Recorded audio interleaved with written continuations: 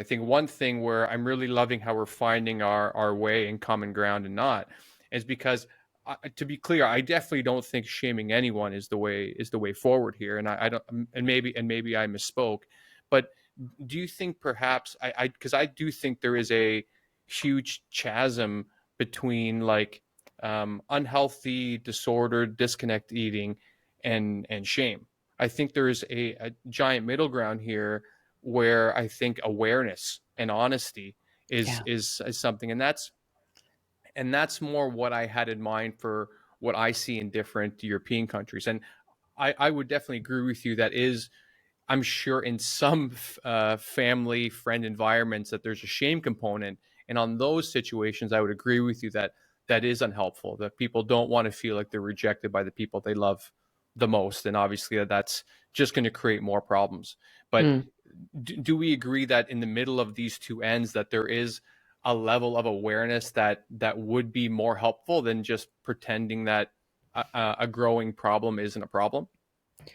If you're talking about somebody else telling you that you need to do something, I would say, even if they don't do it in a shaming way, I think oftentimes, they do it in a loving way. I really care about you. I'm worried about you. And I think you need to change your body. Again, there's just not a person I've worked with who doesn't already want to change their body. Right. I worked with somebody once at one of our mindful eating retreats, and she said she's in a large body. She said, as long as I'm on a diet, as long as people actively see me saying, "Oh no, I can't have that," oh, no, as long as they think I'm acting out the behaviors of a dieter, they leave me alone. They don't criticize me, they don't shame me.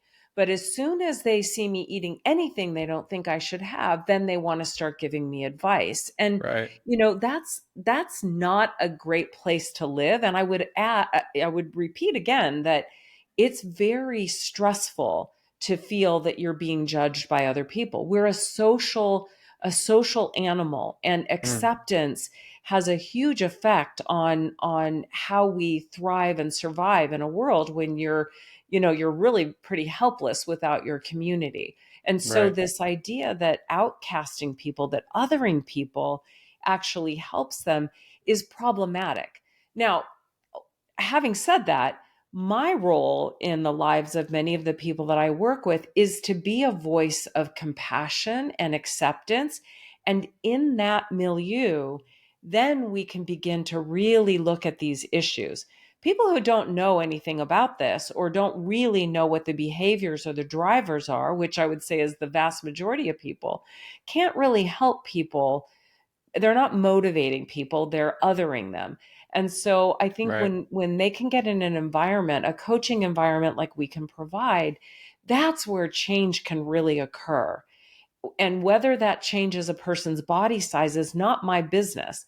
My business is to help them heal their relationship with food and to see what happens to their lives when they're able to move out of that place where eating and food and dieting and body shame is taking up so much space. That's really great, and I am starting to shift how I look at some of this, and I really appreciate you staying with me on this topic.